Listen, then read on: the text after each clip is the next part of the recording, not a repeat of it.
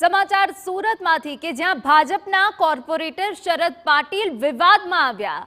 શરદ પાટીલ અને તેના સાથીદારે બુટલેગર પાસેથી હપ્તો માંગ્યાનો આરોપ લાગ્યો છે।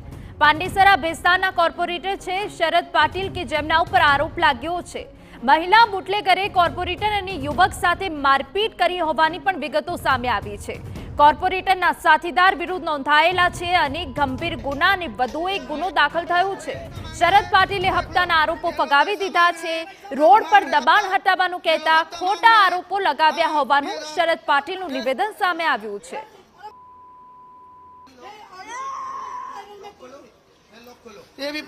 આજે સુરત મહાનગરપાલિકાની સામાન્ય સભા છે જેમાં હીરાનગરનું રસ્તાનું કામ લેવામાં આવ્યું છે એજન્ડામાં।